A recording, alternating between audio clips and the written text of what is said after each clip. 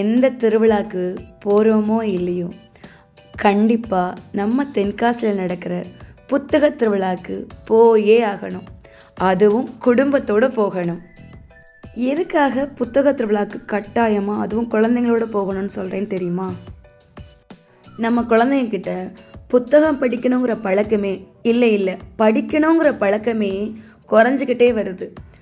ஸ்கூலில் இருக்கக்கூடிய பாட புத்தகத்தை தவிர மற்ற புத்தகங்களை நம்ம விரும்பி படிக்க தான் வெளி உலக அறிவுங்கிறதே நம்ம குழந்தைங்களுக்கு வரும். முதல்ல பெற்றவங்களான நாம் மாறணும். பெற்றோருக்கு முதல்ல புத்தகம் வாசிக்கிற பழக்கம் இருக்கணும். ஏன் தெரியுமா? நம்ம என்ன பண்ணுறோமோ அதை பார்த்து தான் நம்ம குழந்தைங்க பண்ணுவாங்க. செல்ஃபோன் அதிகமாக என் குழந்தை பார்க்குறான் அப்படின்னு நீங்கள் சொன்னீங்கன்னா, நீங்களும் அதிகமாக செல்ஃபோனில் நேரத்தை செலவு பண்ணுறீங்கன்னு தான் அர்த்தம். நீங்கள் ஒரு புத்தகம் எடுத்துகிட்டு உட்காரும்போது கண்டிப்பாக குழந்தையும் அதையே செய்யும். குழந்தைகளை நல்வழிப்படுத்தணுங்கிறது உண்மைதான். அதே நல்ல வழியில் நம்ம நடந்தும் காட்டணும். இந்த மாதிரி புத்தக திருவிழாக்கு குழந்தைகளை கூட்டிகிட்டு போகிறது மூலமாக பலதரப்பட்ட புத்தகங்களை அவங்க பார்ப்பாங்க. ஸோ புத்தகங்கள் படிக்கிறது போர் கிடையாது. இவ்வளோ பேர் புத்தகம் படிக்கிறாங்களா, அப்போ அப்படி என்ன தான் இருக்குது அந்த புத்தகத்தில் அப்படின்னு அவங்களுக்கு பிடிக்கிற புத்தகம் எடுத்துக்கிடுவாங்க.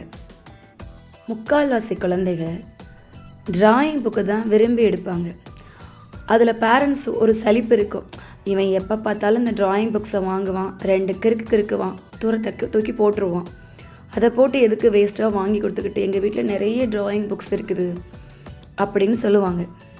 புத்தகம் வாங்கி கொடுக்குற நீங்கள் பக்கத்தில் உட்காந்து எப்படி வரையணும்னு கற்றுக் கொடுக்குறீங்களா?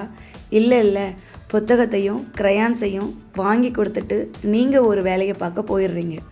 அப்போ அந்த பையன் என்ன பண்ணுவான்? அவனுக்கு என்ன தெரியுதோ அதே மாதிரி தானே கிறுக்குவான்.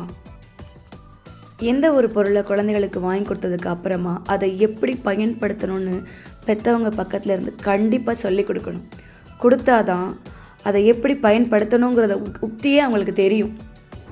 கோவில் திருவிழாக்களில் எவ்வளவோ அதிகமாக பணம் செலவழித்து விளையாட்டு பொருட்கள் உங்கள் பிள்ளைங்களுக்கு வாங்கி கொடுக்குறீங்க. கொடுத்ததோடு முடிக்கிறீங்களா இல்லையா? இல்லை பக்கத்தில் இருந்து அந்த பொருளை எப்படி பயன்படுத்தணும்னு கற்றுக் கொடுக்குறீங்கல்ல. நிறைய அப்பா அம்மார்கள் இதை நான் கற்றுக் கொடுக்குறத பார்த்துருக்கேன். அதுவே புக்ஸை வாங்கி கொடுத்துட்டு பக்கத்தில் உட்காந்து சொல்லி கொடுக்குறீங்களா? இதை இப்படி தான் இந்த கணக்கை பண்ணணும், இதை இப்படி தான் செய்யணும் அப்படின்ட்டு, இந்த புத்தகத்தை இப்படி தாண்டா படிக்கணும் அப்படின்னு நம்ம சொல்லிக் கொடுக்குறோமா? இல்லை வாங்கி கொடுத்ததோடு நம்ம கடமை முடிஞ்சிச்சு, நம்ம ஒதுங்கிக்கிறோம். பிள்ளைங்க மேலே நம்ம எவ்வளோ தான் தப்பு சொன்னாலும் குழந்தைங்க தான். பெற்றவங்களான நம்ம தான் எப்படி என்ன அப்படிங்கிற விஷயத்த அவனுக்கு கற்றுக் கொடுக்கணும். நாம் வாங்கி கொடுக்குற விளையாட்டு பொருட்கள் எவ்வளோ நேரம் அந்த பையன் கையில் இருக்கும்? மிஞ்சி போனால் 2 நாள் 3 நாள், அவ்வளோதான். அது பழைய விளையாட்டு பொருட்கள் எங்கே இருக்கோ அந்த தொட்டிக்கே அது போயிடும். அதுக்காக நம்ம விளையாட்டு பொருட்கள் வாங்கி கொடுக்குறதே இல்லையா? கொடுக்குறோம் தானே. ஒவ்வொரு வாட்டியும் ஏதாவது ஒரு கண்டிஷன் சொல்லி பொருளை உடைச்சிடாத, பத்திரமா வச்சுக்கோன்னு சொல்லி கொடுக்குறோம் தானே. அதே மாதிரி இங்கேயும் கூட்டிகிட்டு போய் நீ புத்தகம் எடுத்தேன்னா அதை முழுசாக நீ முடிக்கணும். ட்ராயிங் பண்ணேன்னா நான் முழுசாக எல்லாத்தையுமே ட்ராயிங் பண்ணி ஒரு நாள் ஒவ்வொரு ட்ராயிங் பண்ணி முடின்னு சொல்லுங்கள். எப்போவுமே நான் புத்தக திருவிழாக்கு என் குழந்தைகளை கூட்டிகிட்டு போகும்போது அங்கே வித்தியாசமாக ஏதாவது புக்ஸ் இருந்துச்சுன்னு சொன்னால் கண்டிப்பாக வாங்கி கொடுப்பேன். லாஸ்ட் இயர் என்னென்னா வாட்டர் வச்சு பெயிண்ட் பண்ணுற மாதிரி பெயிண்டிங் புக்ஸ்லாம் இருந்துச்சு. நான் வாங்கி நாங்கள் யூஸ் பண்ணணும். ஸோ இந்த வருஷம் பார்த்திங்கன்னா சின்ன குழந்தைங்கள் எழுதின கதை புத்தகங்கள்லாம் இங்கே நிறைய இருக்குது. ஒரு 8 வயசு பாப்பா எழுதின புத்தகம், ஒரு 11 வயசு ஒரு பையன் எழுதின புத்தகம், இதெல்லாம் இருந்துச்சு. ஸோ அதெல்லாம் பார்க்கும்போது ரொம்ப மன நிறைவாக இருந்துச்சு. டிஎன்பிஎஸ்சி எழுதுகிறவங்க ஸ்கூல் புக்ஸ் இல்லாமல் கஷ்டப்பட்டுருப்பீங்க. இந்த புத்தக திருவிழாவுக்கு போனீங்கன்னா நிறைய எல்லா ஸ்கூல்ஸ் புக்ஸுமே இங்கே அவைலபிளாக இருக்குது.